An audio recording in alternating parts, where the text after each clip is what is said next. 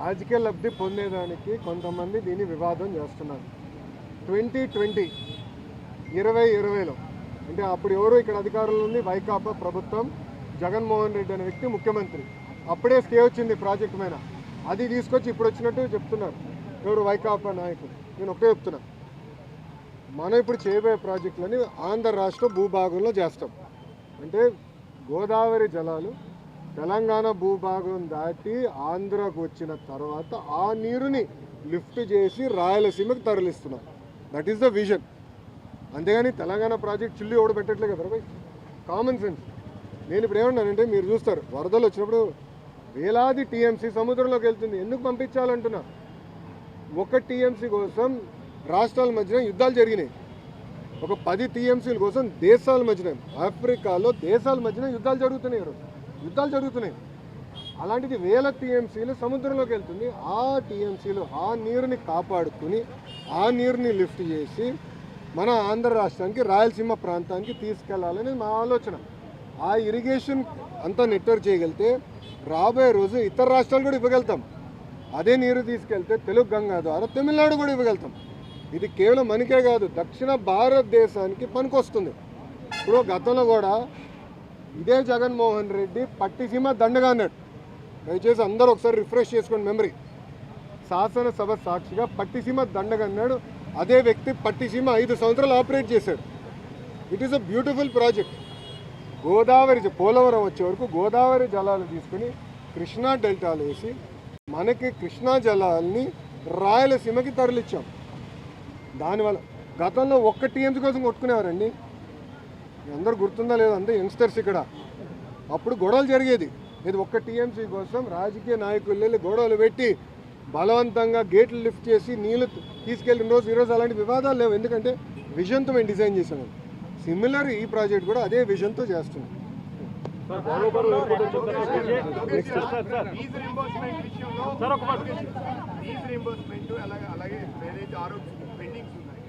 Major sectors students కానీ ఎవరైతే వీళ్ళు విద్యార్థులు కానీ ఇబ్బంది పడుతున్నారు.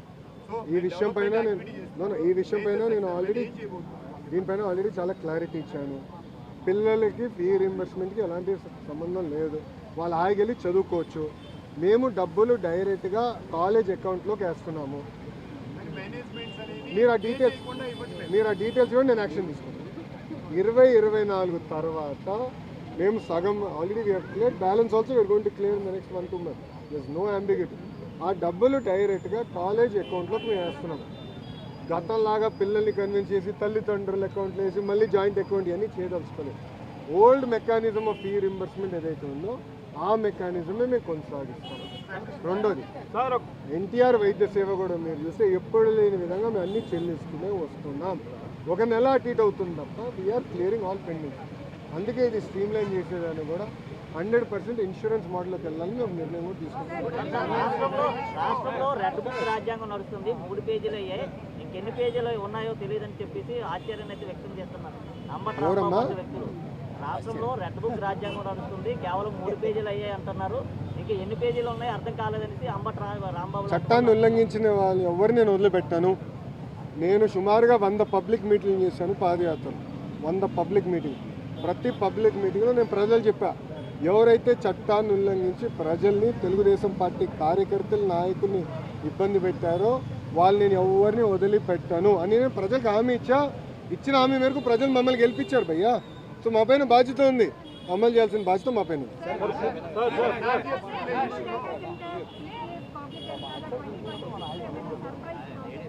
100% ఉంటాయి అమ్మా. నేను చెప్తున్నాను, our vision is very clear. ఆర్థిక రాజధాని Visakhapatnam. There is no ambiguity. నాడు నేడు ఎప్పుడు అదే నినాదం పైన మేము అందరం కట్టుబడి ఉన్నాం, నిలబడి ఉన్నాం. అందుకే పెద్ద ఎత్తున పెట్టుబడులు ఇక్కడికి వస్తున్నాయి. మీరు ఒకసారి గమనించండి. 1 second. ఐటీ కానివ్వండి, డేటా సెంటర్ కానివ్వండి, ఫార్మా, మెడికల్ డివైసెస్ మ్యానుఫ్యాక్చరింగ్ అంటే ఇప్పుడు ఉత్తరాంధ్ర రీజన్కి వస్తుంది. అదేవిధంగా మనకి ఇది కూడా ఇది స్టీల్ సిటీ, ఇంకా 2 స్టీల్ సిటీస్ వస్తున్నాయి ఉత్తరాంధ్ర. రాయలసీమ వైపు వెళ్తాం. నిన్న కూడా మీరు చూశారు, టాటాది కూడా ఒక ప్రాజెక్ట్ పక్క రాష్ట్రానికి వెళ్ళాల్సింది మనం పట్టుకొచ్చాం. Right. Solar cell manufacturers top 10 companies, 8 కంపెనీలు ఆంధ్ర రాష్ట్రంలో పెట్టుబడి పెడుతుంది. ఒకే ఎకో సిస్టంలో పెట్టుబడి పెడుతుంది. నేను ఇది ఎందుకు చెప్తున్నానంటే మా క్లస్టర్ బేస్డ్ డెవలప్మెంట్ అనేది మా నినాదం. క్లస్టర్ బేస్డ్ డెవలప్మెంట్ ఉంటేనే ఈ క్లస్టర్స్ రేపు సర్వైవ్ అవుతాయి, థ్రైవ్ అవుతాయి. సో అందుకే డీసెంట్రలైజ్ డెవలప్మెంట్ అనేది మేము చేస్తున్నాం. అన్ని ప్రాంతాల్ని సమగ్ర అభివృద్ధి చేయాలనేది కూటమి ప్రభుత్వం నినాదం.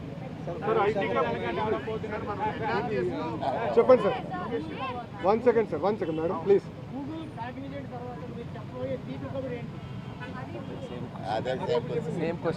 Coming soon. సర్ప్రైజ్ ఇస్తాం సార్. మీరు నాకన్ స్పీడ్లో ఉన్నారు. అరే 5 సంవత్సరాలు ఏం తీసుకురాలేమో అడిగారు. 6 నిమిషాలు కష్టపడి మేము పరిగెత్తే వాళ్ళేమో ఎప్పుడు నడితే చేస్తాం sir. No see but we're very serious. ఇప్పుడు ఒక మాట అండి, ఎప్పుడు రాని విధంగా విశాఖపట్నంకి ఇప్పుడు అటెన్షన్ వచ్చింది. అందరూ విశాఖపట్నం గురించి మాడుతున్నారు. It is a fact right. IT కానివ్వండి, డేటా సెంటర్లో కానీ అందరూ ఇప్పుడు డిస్కషన్ స్టార్ట్ అయింది. డేటా సెంటర్లో కూడా ఇంకా న్యూస్ ఉంది. ఎందుకంటే మా లక్ష్యం 6 gigawatt, 6 gigawatts of data centre ఎక్కువ సిస్టమ్. 6 gigawatts తర్వాత మేము బ్రేక్ అక్కడితో ఫుల్ స్టాప్ చేద్దాం. 1 second let me finish. 6 gigawatts attend చేయాలి. ఐటీలో కూడా నా లక్ష్యం ఏంటంటే టాప్ 100 కంపెనీస్ ఏదైతే వాళ్ళందరినీ విశాఖపట్నం తీసుకెళ్ళి లక్ష్యం పెట్టుకున్నాం, చేసి చూపిస్తాం. 1 సెకండ్.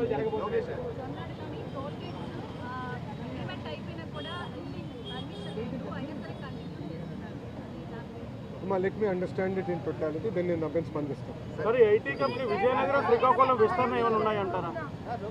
మా భోగాపురం ఎయిర్పోర్ట్ నుంచి విశాఖపట్నం వరకు మీరు తీసుకుంటే ఆ ఎకో సిస్టమ్ మొత్తం డెవలప్ అయిపోతుంది. శ్రీకాకుళం, విజయనగరం ఈ ఎకో సిస్టమ్ డెవలప్ అవుతుంది. నెక్స్ట్ ఫేజ్ లో విల్ టేక్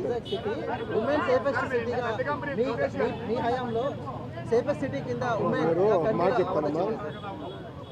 మహిళల్ని గౌరవించాలనేది మేము కరికులం నుంచి మొదలు పెడుతున్నాం. కేజీ నుంచి పీజీ వరకు మేము ఇది తీసుకొస్తున్నాం.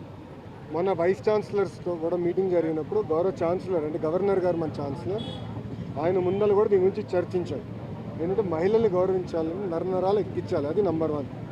నంబర్ 2, ఎవరైనా కానీ మహిళలపైన అత్యాచారం చేసినా, కించపరిచే విధంగా ఏమైనా చేస్తే వాళ్ళని వదిలిపెట్టేది లేదు. మీరు దయచేసి గమనించండి.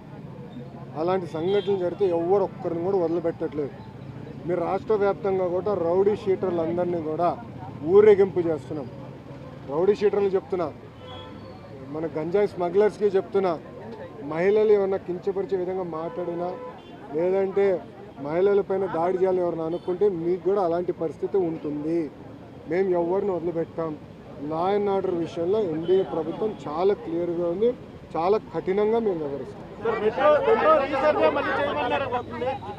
1 by 1 మాట్లాడేసారు. వేరే అవకాశం ఇవ్వండి.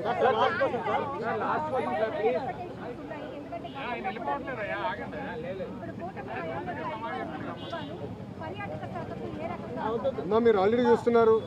ఎక్స్పెక్టేషన్స్ తగిన విధంగా మేము పనిచేస్తున్నామని నేను నమ్ముతున్నాను. ముందు ఇంకా పెద్ద ఎత్తున పెట్టుబడులు వస్తాయి. దానికి overall eco system Visakhapatnam economic region బలోపేతం చేస్తాం. ఒక పక్కన Visakhapatnam economic region, Amaravati economic region, Tirupati economic region, ఈ 3 కూడా సమగ్ర అభివృద్ధి చేసే భాష మేము తీసుకుంటాం. రిపీట్ లేదమ్మా, వేరే వాళ్ళకి అవకాశం ఇస్తాం. అన్ని వర్గాల ప్రజలకి ఏదో విధంగా మీరు అందరికీ న్యాయం చేస్తున్నారు.